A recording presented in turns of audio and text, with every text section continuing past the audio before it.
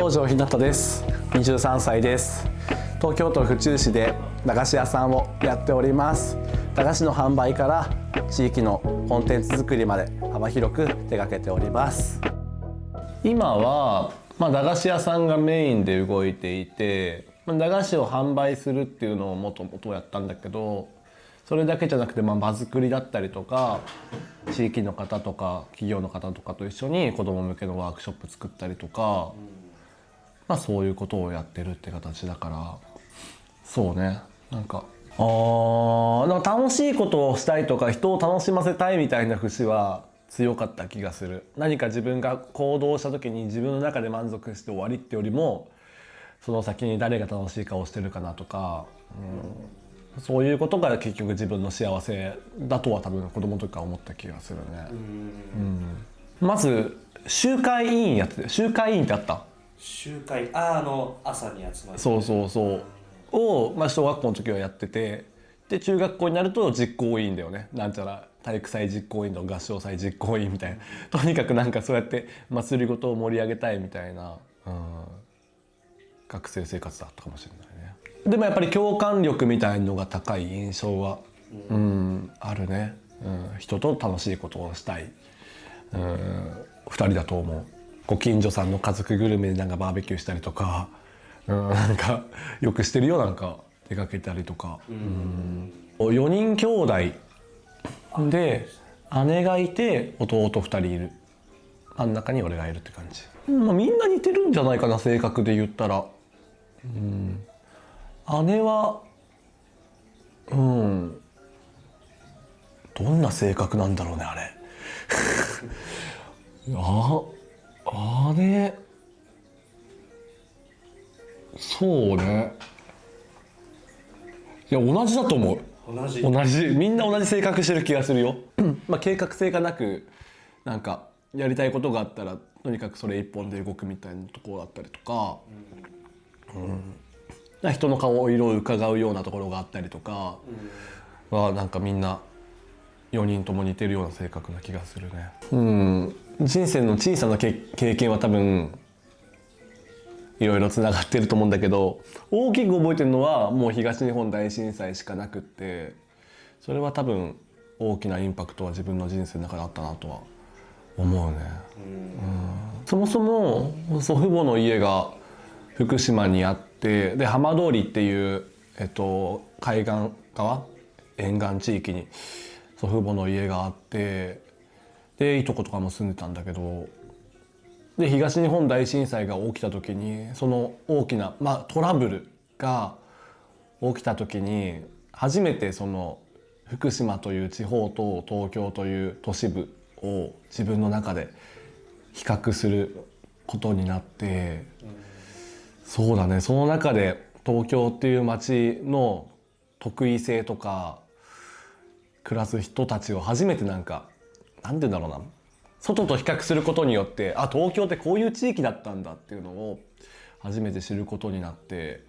なんかこの地域に対してもっとできることないかなとかは思うようになった初めての体験だった気がするね。なんか合理性とか生産性とか、今でいうところのコスパタイパとか、そういうところではないなんかつながりみたいなものを福島ですごい感じていて、情だったりとか、なんて言うんだろうな、そういう人間臭い部分、数字では測れないような部分にちゃんと重きを置いていて、それは東京でいうところの無駄だったりとか邪魔だったりとかで片付けられてしまうものかもしれないけど、そういうものの温かさみたいなものを福島の復興とか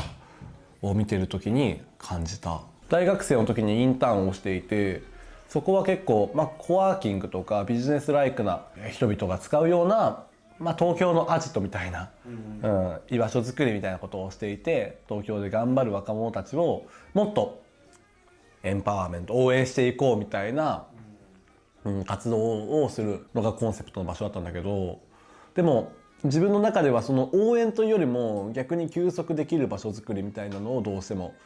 やりたくて、そのコンセプトとは若干、ニュアンスはずれるのかもしれないけど、それも結局ある意味そういう応援の形もあるよねっていうふうに自分の中で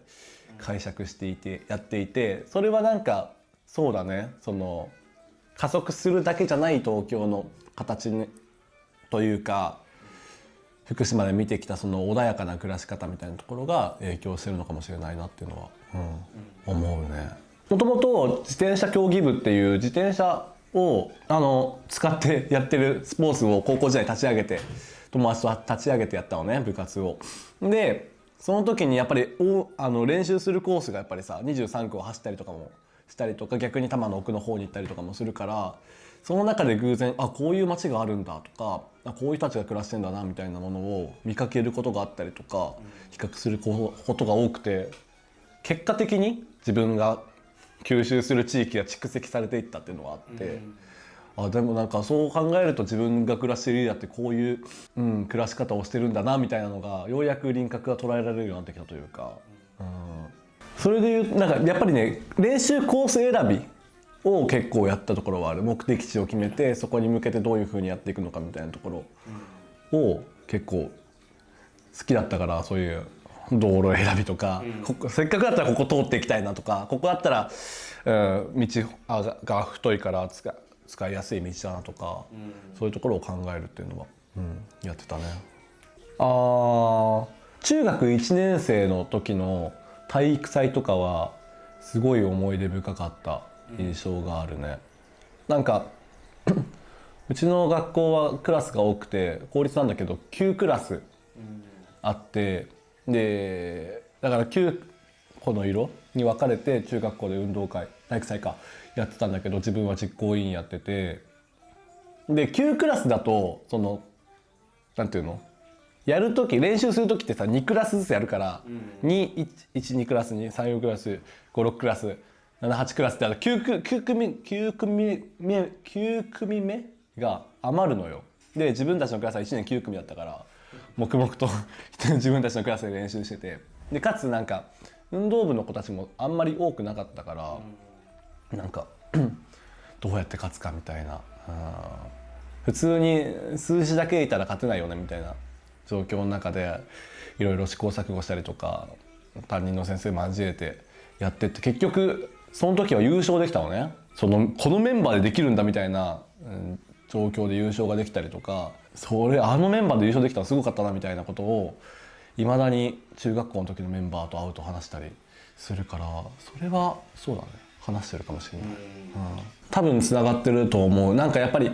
あるものをどう活用していくのかとか、どういう掛け算をしていくのかとか、どういうモチベーションの作り方をしていくのかみたいなところは、未だに通ずるところはあるなとは思うね。一応駄菓子屋さんをざっくりとやっております。で、駄菓子を販売するだけじゃなくて、地域コンテンツ作りみたいなところ、あとは学習支援みたいなところまで大きくやっております。でなんかすごいね、滞在時間が長いのが特徴なのと、子供の滞在時間がすごい長いのが特徴なのと、なんか遊びを少しテーマにしてやってるところがあって、日々自由研究みたいな感じでこれやったらどうなるんだろうみたいなことを考えながらやってるところがあって、なのでお菓子は、ある意味媒体みたいな、手段みたいなところ、があって、その駄菓子屋という役割の中でどんな子どもたちにとっての地域、教育だったりとか社会教育みたいなところにつなげられるかなっていうのを考えながらやってるって感じですね。今日は何の会なんですか？今日は自分たちの駄菓子屋だけじゃなくて地域のワークショップできる方々に集まってもらって、ものづくりと音作りのイベントを開催します。めちゃめちゃいい雰囲気ですね。そうですね。お隣もお借りして本当に地域の子たちが遊びに来るような感じ、だね。やっぱり学区域の子とか隣の学区域の子くらいが、自転車こいできたりとかそんな感じだね。なんか自分で楽しさが完結することはまずあんまりないから、人が楽しいところ、人が楽しそうにしてるところを見るとやっぱ楽しいかなと思いますね。それだけ考えてる、基本的に。すごい気遣いのできる人じゃないかなと思います。僕は結構どちらかというといじる側かいじられる側で言ったら僕どちらかというといじられる側なんですけど、僕のその性格をちゃんと理解した上でちゃんと目いっぱいいじってくれるんで、一緒にいて本当楽しいですね。そうだね。なんかやっぱりその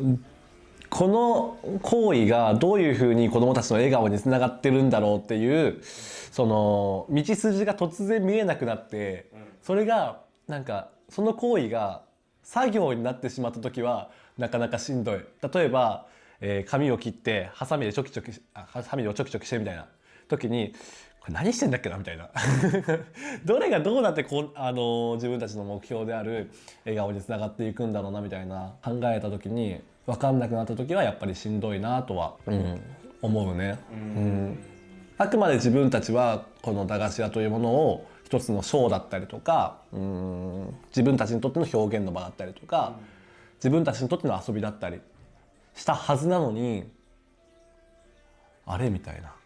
これただの苦行じゃねみたいな時に、捉え方がその行為に対する捉え方が変わってしまった時はなかなかしんどいなって思って、その時にもう一回我に返って、